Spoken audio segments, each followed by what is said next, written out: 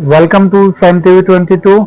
डिक्सी एटेरियन क्लेयर वंस, जिसे हम कहते हैं सिक्स सेंस, जो एबिलिटीज उनमें थी। 1940 कैलिफोर्निया में उनका जन्म हुआ था। 4 साल की थी। उनके पड़ोस में एक फैमिली रहा करती थी। अब इसकी भी दोस्ती हो जाती है उस फैमिली की गर्ल चाइल्ड से, जिसका नाम था एमी। एमी के पास एक डॉल कैरेज था, जिसे हम प्राइम कहते हैं। एक दिन वो खो गया। जहाँ पे ये लोग खेला करते थे प्लेग्राउंड में, वहां से वो खो जाता है। होता यूं है, डिक्सी को प्रेम कहाँ पे है वो दिखता है।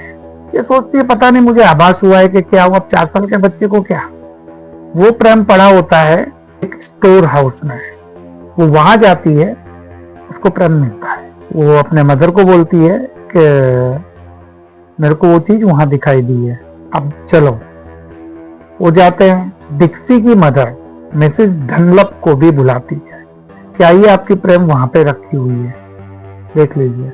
वो आती है, देखती है। डिक्सी को ऐसा लगता है कि मुझे एडमायर करेंगे, प्रेज करेंगे। ऐसा कुछ भी नहीं होता है। वो एलिगेशन लगा देती है कि तूने ही चोरी की थी और तुझे पहले से पसंद थी। जो तेरे पास नहीं थी, मेरी बेटी के पास थी। तूने चोरी करके इसको छुपा दिया, बाद में मामला बढ़े नहीं इसलिए तूने बता भी दिया। तू डर गई है इसलिए तूने बताया। बोले आंटी ऐसा कुछ भी नहीं है, बचपना था। वो क्या जवाब देती। ये लोग घर पे आ जाते हैं। कुछ समय बीतता है, कुछ साल निकलते हैं। 15-16 साल की होती है। एक दिन इसकी आंटी होती है एमा, उसको जाके सीधा पूछती है, आंटी आपको आपके मदर के फ्यूनरल में ओक्लाहोमा नहीं जाना है? वो सोचती है कि ये क्या बोल रही है। बोले फ्यूनरल में जाते हैं ना, आपकी मदर का फ्यूनरल है वहां पे। उसकी आंटी बोलती है मुझे तो पता ही नहीं है कि मेरी मदर का फ्यूनरल है, कैसी बातें कर रही है तू। ये वहां से चली जाती है, अपनी मदर के संग किचन में आ जाती है। 1-1.5 घंटे के बाद उसको मैसेज रिसीव होता है। किसको? उसकी आंटी को, कि आपकी मदर की डेथ हो गई है और आपको यहाँ पे आना है।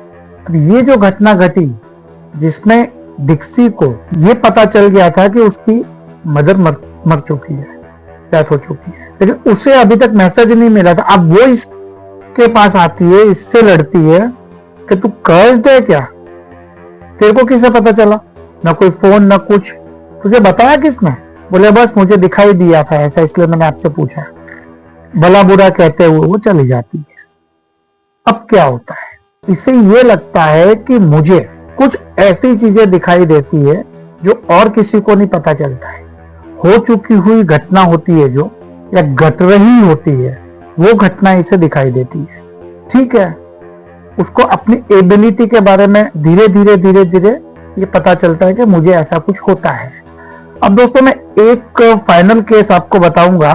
कैरन और उसका बॉयफ्रेंड उसको ले जा रहा होता है एक वीराने सी जगह में, जहाँ पे एक छोटी सी हट कह लो, झुपड़ी कह लो, छोटा सा लकड़ी का मकान होता है।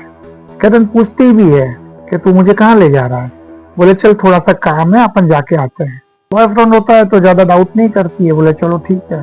झुपड़ी के अंदर जाते हैं, देखते अंदर 3-4 लोग कुछ तंत्रोक्त विधि कर रहे होते हैं। ये जैसे ही अंदर जाती है, इसको बेहोश कर दिया जाता है, सामने एक बेंच पे लिटा देता है।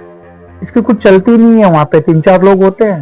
अब वो सब विधि कर रहे होते हैं वहां पे। कुछ सेमी लिक्विड जैसा, कुछ भी कह सकते हैं, कुछ ऑयल जैसा कुछ होता है, वो इसके शरीर पर लगाने लगते हैं।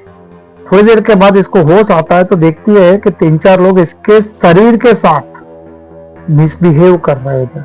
ये उठती है, उनको धक्का मारती है और वहां से दौड़ना चालू करती है। दौड़ती है, भागना तो था ही। उसको ऐसा लग तो चुका था कि कुछ तो गड़बड़ है यहाँ पे, ये लोग कुछ रिचुअल्स परफॉर्म कर रहे हैं। भाग रही होती है जंगल में से। इसको हाईवे दिखता है, हाईवे पे जाती है।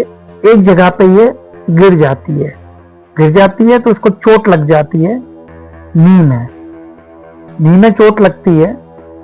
फिर खड़ी होकर दौड़ती है। ये अब एक चीज मैं आपको बता दूं कि ये सारी घटना डिक्सी को दिख रही है।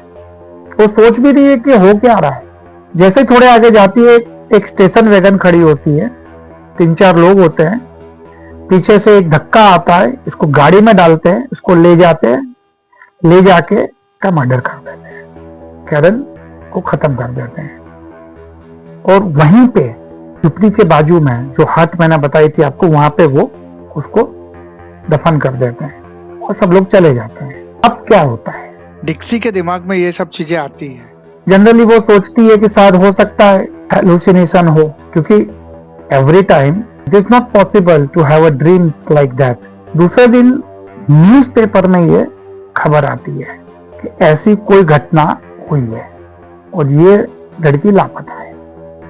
वो सोचती है मैं बताऊं क्या नहीं बताऊं, फिर भी जाती है वो पुलिस डिपार्टमेंट में, वहां पे एजेंसी को बताती है कि ये जो रिपोर्ट, क्राइम रिपोर्ट आपने कल दिया था, उसके बारे में मैं कुछ कहना चाहती हूँ। ऑफिसर बोलते बताइए।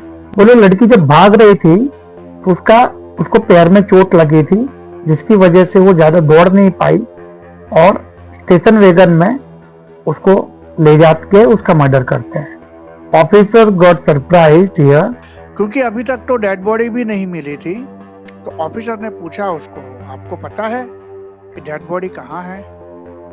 उसने बोला हाँ मुझे पता है डेड बॉडी कहाँ है। ऑफिसर तुरंत ने बोला ठीक है तो फिर चलो हमारे साथ, ले जाओ हमें डेड बॉडी के पास। लाइए, जाते हैं उस जगह पे, एक्सकवेट करते हैं, वहां से देखते हैं तो वो करण की डेड बॉडी वहीं होती है।